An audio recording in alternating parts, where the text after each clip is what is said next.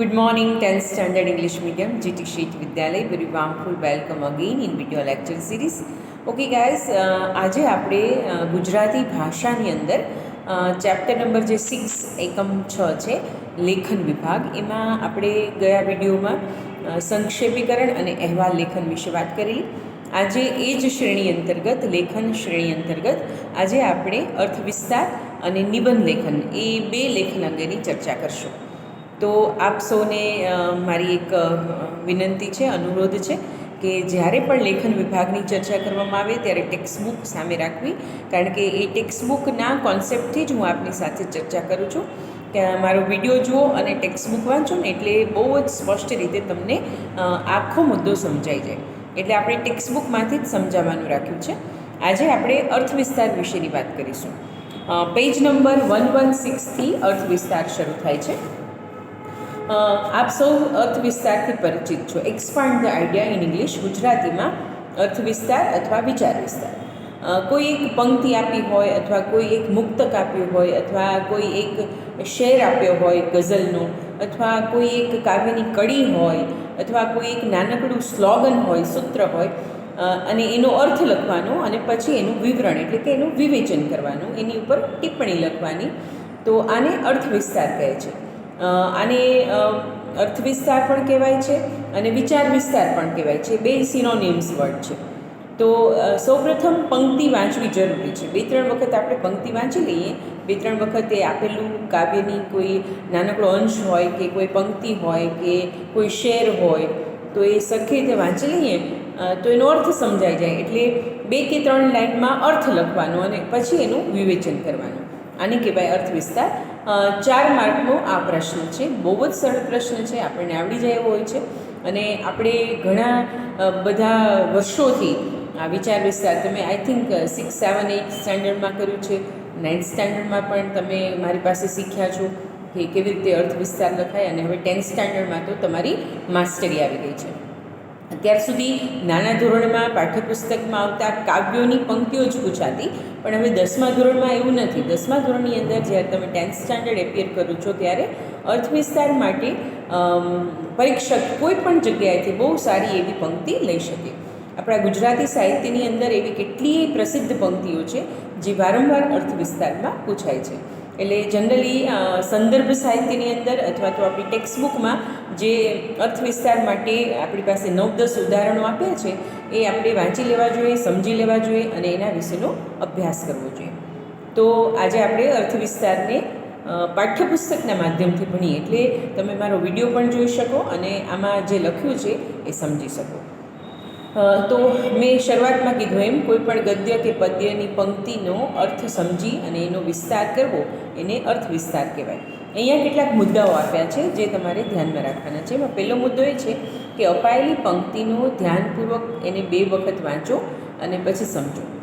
તમારી સામે પ્રશ્ન એવો હોય કે નીચે આપેલી પંક્તિઓનો વિચાર વિસ્તાર કરો અથવા નીચે આપેલી પંક્તિઓનો અર્થ વિસ્તાર કરો, ત્યારે તમારે પંક્તિને પહેલાં તો 2-3 વખત સરખેથી વાંચવી જોઈએ. એનાથી શું થાય, વાંચવાથી આપણને તરત જ જે શબ્દનો અર્થ છે ને, જેને આપણે ભાવાર્થ કહીએ છીએ, સમજાય જાય. આમ પણ આપ સૌને ખ્યાલ છે કે કાવ્યની અંદર શબ્દ અલગ હોય અને એનો ગૂઢાર્થ અલગ હોય, એનો વાચ્યાર્થ અલગ હોય અને એનો લક્ષ્યાર્થ અલગ હોય. સાહિત્યની અંદર આવા શબ્દો છે કે વાચ્યાર્થ એટલે વાંચવામાં સામે આવતો અર્થ, અને લક્ષ્યાર્થ એટલે કે એ શબ્દના માધ્યમથી કવિ કે લેખક કશું બીજું જ કહેવા માગતા હોય એને લક્ષ્યાર્થ કહેવાય. તો સૌપ્રથમ પંક્તિને અથવા તો જે કંઈ સૂત્ર આપ્યું હોય એને 2-3 વાર શાંતિથી વાંચી લેવું. પછીનો મુદ્દો એમ છે કે તેના બધા શબ્દોનો અર્થ સમજો. શક્ય છે કે એકાદ શબ્દ ન સમજાય, પણ જો એને અવગણીને ચાલો અને એ જ શબ્દ પંક્તિને ખોલવાની ચાવી હોય તો મર્મ નહીં પકડાય. આ સંજોગોમાં પંક્તિમાં રહેલા સંદર્ભને ઉકેલવાની કોશિશ કરો. જનરલી ગદ્ય થોડું પ્રમાણમાં, ગદ્યની અંદર વપરાતી ભાષા પ્રમાણમાં વધારે કલાત્મક, વધારે સામાસિક હોય છે, વધારે અલંકારપૂર્ણ હોય છે. તો કેટલાક શબ્દો એવા હોય કે તમને ન સમજાય, તો એ 2-3 વાર વાંચો તો ક્યારેક મનમાં એનો અર્થ ઉકલી આવે. ઘણીવાર વિદ્યાર્થીઓ શું કરતા હોય કે જે શબ્દ ન સમજાય ને એને મૂકી દે, પછી જે સમજાતો હોય એનો અર્થ લખે. પણ એવું બને કે એ જ શબ્દની અંદર એ પંક્તિનો ગૂઢાર્થ હોય એટલે કોઈ શબ્દને મૂકી દેવો યોગ્ય નથી.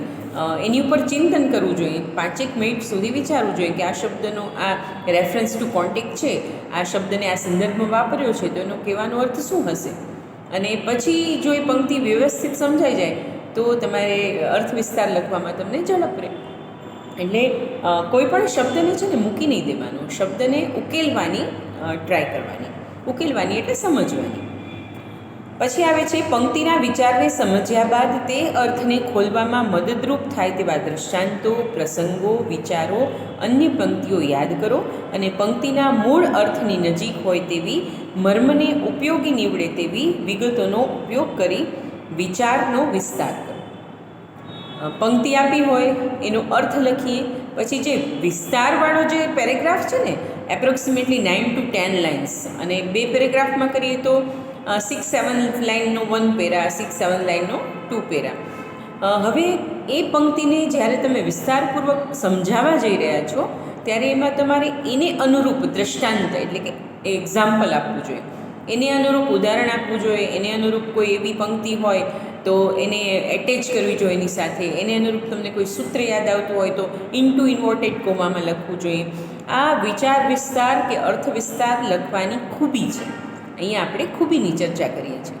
અર્થ સમજાઈ જાય પછી તમારા શબ્દોમાં લખાવવા પાછળનો હેતુ એ છે કે તમારી પાસે જે ભાષાનું ભંડોળ છે, શબ્દનું ભંડોળ છે, તમારા જે મૌલિક વિચારો છે, એ મૌલિક વિચારોને આ પંક્તિ સંદર્ભે એટલે કે જે પૂછાયેલી છે એ પંક્તિ સંદર્ભે તમે કેવી રીતે લખી શકો છો, એ પરીક્ષામાં વિચાર વિસ્તારનો હેતુ એ છે. એટલે સંદર્ભ આપણે જેટલા મનમાં સંદર્ભ આવતા જોઈએ એને આપણે જોડવા જોઈએ. જેમ કે જો અહીંયા એક પહેલી જ પંક્તિનું આપણે ઉદાહરણ સમજીએ, અમને નાખો જિંદગીની આગમાં, અમે આગને પણ ફેરવીશું બાગમાં. બરાબર, બાગ છે એ પુષ્પોથી મગમગતો હોય, બાગ છે એ આનંદનું પ્રતીક છે, બાગ છે એ જીવનનું પ્રતીક છે, એ પોઝિટિવિટી છે. આજે લોકો બાગમાં ફરવા જાય તો ફ્રેશ થઈ જાય, એમ અહીંયા કવિ એમ કહેવા માગે છે કે જિંદગીની આગમાં કદાચ અમને તકલીફો પડે ને તો પણ અમારો એટીટ્યૂડ એટલો બધો પોઝિટિવ છે કે અમે આગને શેમાં ફેરવી નાખશું? બાગમાં ફેરવી નાખશું. તો આવા રેફરન્સીસ જે મેં તમારી સાથે અત્યારે વાત કરી એની અંદર તમને જે ઉદાહરણો તમારી સમજમાં આવતા હોય એને, દાખલા કે શહીદ ભગતસિંહ છે તો એની જિંદગી આગ જેવી હતી ને, ભારત માટે એને આઝાદી મેળવવા માટેનું બીડું ઝડપ્યું, અંતે ફાંસી થઈ પણ ફાંસીમાં એ પોતાની જાતને સદભાગી સમજે છે કે કાંઈ વાંધો નહીં, ભારત માતા માટે મારે શહીદ થવું પડે, મારી જિંદગી ફના થઈ જાય તો એ મારા માટે તો સૌભાગ્ય છે. આ શહીદ ભગતસિંહના વિચારોનું આકલન છે. તો એણે શું કર્યું? પોતાની જે આગ ધધકતી જિંદગી હતી ને એને બાગમાં ફેરવી નાખી.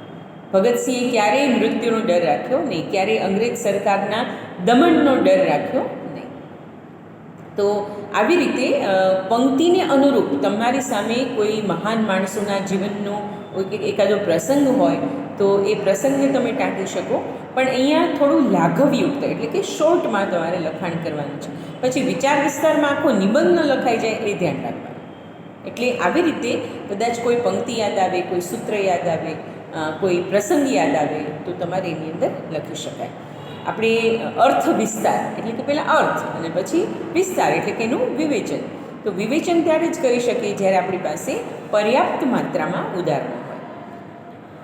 પછીનો એક મુદ્દો સમજીએ. અન્ય દ્રષ્ટાંતો કે પંક્તિઓ ટાંકતી વખતે ધ્યાનમાં રાખવું જરૂરી છે કે મૂળ પંક્તિના મર્મથી વિષયાંતર ન થઈ જાય અથવા પંક્તિઓનો અતિરેક ન થાય. તમે એવું કરો કે અહીંયા વાત કરી કે ઉદાહરણમાં પંક્તિઓ લખો તો તમે વિચાર વિસ્તાર કરતાં 5-6 પંક્તિઓ લખી નાખો તો એ અતિરેક છે. અતિરેક એટલે વધારે પડતું છે. અહીંયા પંક્તિ મહત્ત્વની છે. કઈ પંક્તિ? જે આપી છે એ. એટલે કદાચ 1-2 રેફરન્સ આપી શકાય, પછી તમે આમ રેફરન્સનો ઢગલો કરી દો તો એ વિચાર વિસ્તાર સાચો ગણાય નહીં, તો તમને માર્ક્સ મળે નહીં. કારણ કે આપેલી પંક્તિના મર્મને સમજવાનું છે, એની બદલે તમે ઉદાહરણોનો ખડકલો કરી દો એવું અહીંયા અપેક્ષિત નથી. એટલે વિચાર વિસ્તારમાં બહુ વિવેક બુદ્ધિ વાપરવી પડે. સમજાવવાનું પણ છે, ઉદાહરણ પણ આપવાના છે, લાઘવયુક્ત રીતે લખવાનું પણ છે. પછીનો એક સરસ મુદ્દો છે કે સુંદર રીતે અર્થ વિસ્તાર કરવાની ક્ષમતા કેળવવાનો ઉત્તમ ઉપાય વાચન લેખનની ગુણવત્તા સતત વાંચનથી વધે છે. જેટલું તમે વાંચશો એટલી તમારી અંદર મૌલિક કલ્પનાઓ શબ્દોની અંદર અભિવ્યક્ત થતાં સરળતા રહેશે. હવે આપણી પાસે શબ્દ ભંડોળ ક્યારે હોય? આપણે વાંચતા હોય ત્યારે. એટલે વાંચવું બહુ જરૂરી છે. એટલે જ કહીએ છીએ ને કે પુસ્તકોને મિત્રો બનાવો. શું કામ? તો કે ક્યારેક એ રેફરન્સ ટુ કોન્ટેક્ટમાં એટલું સરસ રીતે આપણને ઉપયોગી થઈ શકે. તો સુંદર રીતે કીધું છે. એક્સ્ટ્રા ઓર્ડિનરી અર્થવિસ્તાર લખવો હોય તો તમારી પાસે વાંચનનું ભાથું હોવું જોઈએ. તો આ રીતે પંક્તિ વાંચનનો મહાવરો પણ અર્થવિસ્તાર કરવામાં મદદરૂપ થઈ શકે છે. નીચે આવી કેટલીક પંક્તિઓ આપી છે જેમાં જીવનનું રહસ્ય કે જીવનનું કોઈ સનાતન સત્ય વણાયેલું છે. તમે આ અને આવી પંક્તિઓ વાંચજો જેથી તમે આવા વિચારથી પરિચિત થઈ શકો. એટલું જ નહીં, સમાન અર્થ ધરાવતી પંક્તિઓનું જૂથ પણ કરી શકો કે જેથી કોઈ અર્થ વિસ્તાર કરતી વખતે તે મદદરૂપ નીવડી શકે. તો બિલકુલ આ લખવાનો મુદ્દો છે, વાંચવાનો મુદ્દો છે, પ્રેક્ટિસ વર્ક છે. આપણે અર્થ વિસ્તાર લખીએ જ છીએ, કશું નવું નથી. પણ મેં તમને 9મા ધોરણમાં અર્થ વિસ્તાર લખવાની કેટલીક સ્ટાઇલ શીખવી હતી, યાદ કરો. 9th સ્ટેન્ડર્ડમાં આપણે બોર્ડની અંદર મેં તમને સ્ટાઇલ શીખવી હતી કે અર્થ વિસ્તાર કેવી રીતે લખાય. અર્થ વિસ્તારમાં આપેલી પંક્તિ લખવી કમ્પલસરી છે, જરૂરી છે, કારણ કે એનો ફોર્મેટ છે. ફોર્મેટ તો લખવું પડે ને. તમે કોનો અર્થ વિસ્તાર કરો છો? ઉપર ખાલી બ્લેન્ક લાઈનનો? બિલકુલ નહીં. એટલે જે પંક્તિ આપી હોય એ તમારે લખવાની છે. અને મેં તમને એક સિક્વન્સ સમજાવી છે ને કે પંક્તિ લખાઈ જાય પછી એક લાઈન છોડી અર્થ એમ લખવાનું, વળી 2 મીંડા કરી પછી એને નીચે અંડરલાઈન કરી અર્થ લખવાનો 2-3 લાઈનમાં, કે ઉપરોક્ત પંક્તિનો અર્થ આ છે એમ કરીને એનો અર્થ લખવાનો. પછી વળી એક લાઈન છોડવાની, પછી લખવાનું વિવેચન અથવા વિસ્તાર, 2 ડોટ કરી એક નાનકડી લીટી કરી પેરેગ્રાફની સ્ટાઇલથી એ વિસ્તાર કરવાનો, એના ઉદાહરણો આપવાના. અને છેલ્લે અર્થ વિસ્તાર લખાઈ જાય પછી છેલ્લે એક નાનકડો પેરેગ્રાફ આ પ્રમાણે આ પંક્તિમાં આ વાત કહેવામાં આવી છે જે જીવન માટે ખૂબ ઉપયોગી છે એમ કરીને એને તમારે એનું એન્ડ કરવાનો અથવા તો એની સમાપ્તિ કરવાની. તો આ અર્થ વિસ્તારનું ફોર્મેટ છે. આ જ પ્રમાણે અર્થ વિસ્તાર લખવો જ જોઈએ અને લખાવવો જ જોઈએ. તો જ આપણને 4માંથી 4 માર્ક્સ મળે. એકદમ સરળ છે, આપ સૌ લખી શકશો. અને મને અપેક્ષા છે કે આ વખતે એકમ કસોટીના કોર્સમાં અર્થ વિસ્તાર અને નિબંધ લેખન બંને પૂછ્યા છે. આપ બહુ સારી રીતે લખશો. હું જ્યારે આપનું અર્થ વિસ્તાર અને લેખન ચેક કરીશ ત્યારે મને પ્રતીતિ થવી જોઈએ કે મારા વિડીયોને તમે સમજી શક્યા છો. ઓકે ગાઈસ, તમારું ધ્યાન રાખો, ઘરે સેફલી રહ્યો, એકમ કસોટીની તૈયારી કરો. કસોટી ખૂબ પ્રામાણિકતાથી આપવાની છે, તટસ્થતાથી આપવાની છે અને મમ્મી પપ્પાની દેખરેખ નીચે આપવાની છે. હંમેશા જ્યારે કોઈ પણ કામ કરીએ ત્યારે પ્રામાણિકતાથી કરીએ. પ્રામાણિક આપણા જીવનનો મોટો સદ્ગુણ છે જેને આપ સૌમાં છે અને એને હજી કેળવવાનો છે. Okay guys, take care your self. Till then, good bye, have a nice day. Thank you.